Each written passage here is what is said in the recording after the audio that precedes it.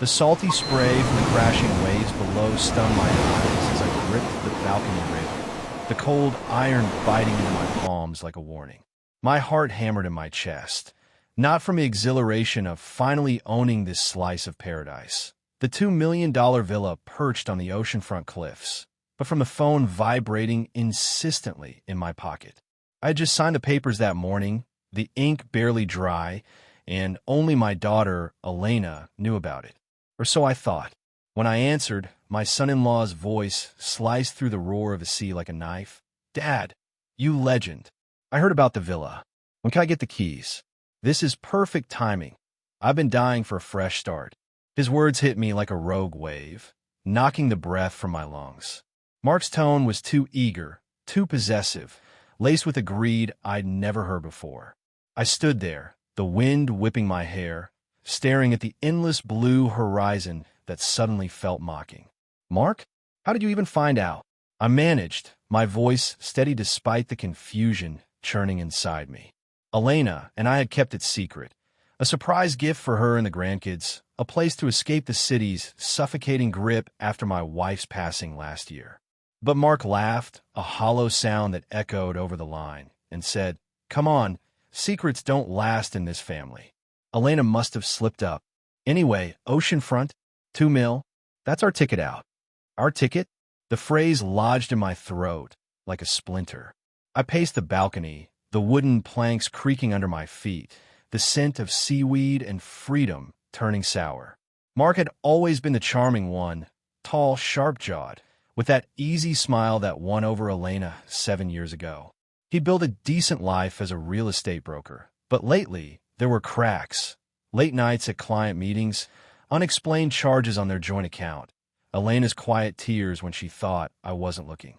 I'd rationalized it all, stress from the kids, the economy biting. But now, his excitement fell off, like a mask slipping just enough to reveal the ugliness beneath.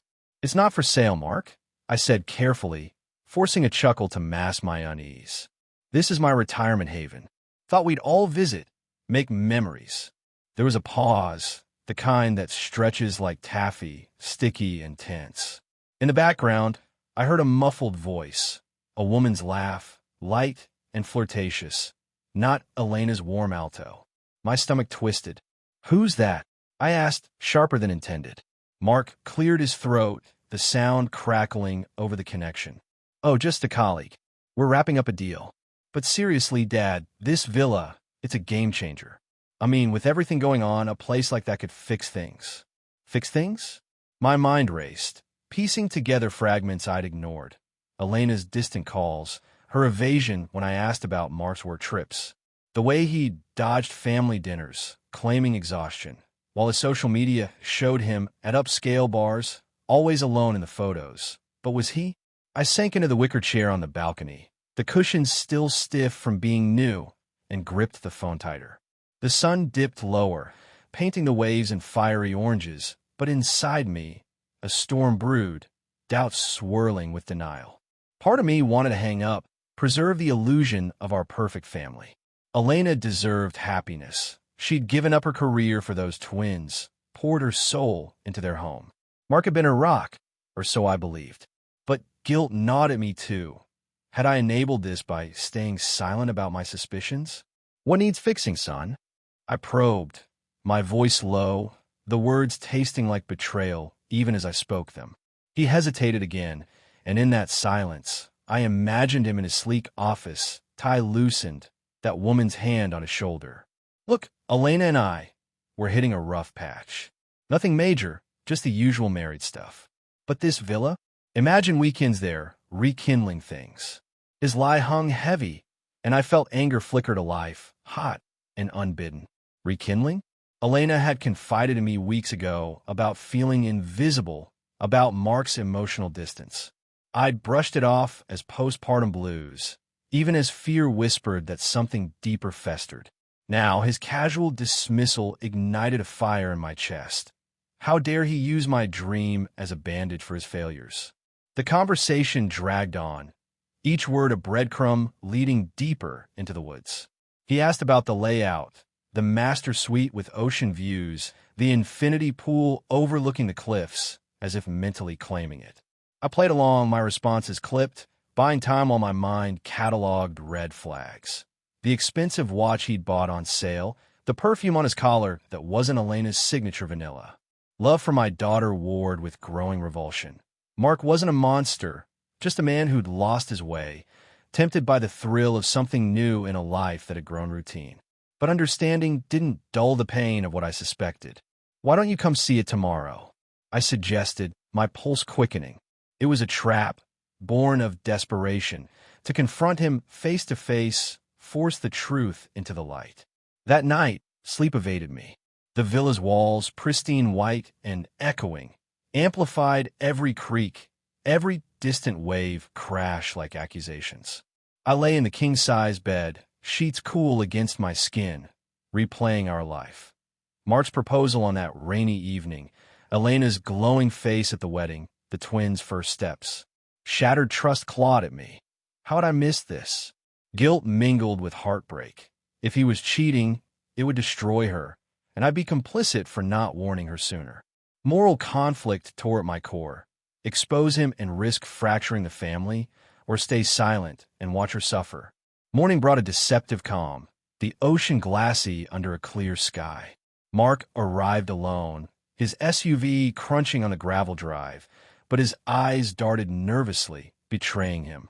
We toured the villa, the marble kitchen gleaming, the living room with floor-to-ceiling windows framing the sea like a painting. Tension simmered, unspoken, until we reached the balcony. "This view, it's everything," he said, leaning on the railing, his knuckles white. Then his phone buzzed. He glanced at it, a smile tugging his lips, not the proud husband grin, but something secretive, intimate. "Who's that?" I asked again, this time with steel in my voice. He froze, the color draining from his face. "Just work," he muttered, but I snatched the phone before reason could stop me. The screen lit up with a text. "Can't wait for our weekend at the villa, babe. Tell your father-in-law thanks for the upgrade. XO Lisa." The world tilted. Lisa, his colleague, the voice from the call. Photos flooded the chat. Stolen kisses in hotel lobbies, her hand in his at dinners meant for clients. Heartbreak crashed over me like the waves below, raw and unrelenting. "How long?" I whispered, anger boiling into rage. Mark's shoulders slumped, guilt etching lines on his face. 6 months. It started as nothing, stress relief. "I love Elena, but things got complicated." Complicated? His words fueled my fury. He wasn't evil, just weak, chasing excitement at the cost of everything real. I shoved the phone back, the air thick with betrayal stench. "Get out, and tell her yourself, or I will."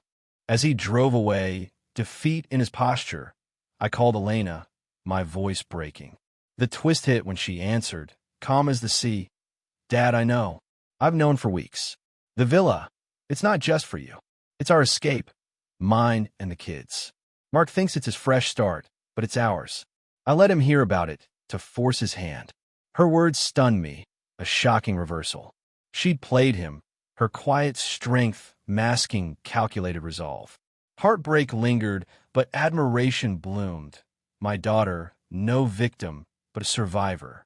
As the sun set, painting the ocean in blood-red hues, I realized betrayal's web ensnared us all. Yet from its ruins, trust could rebuild, fragile but fierce.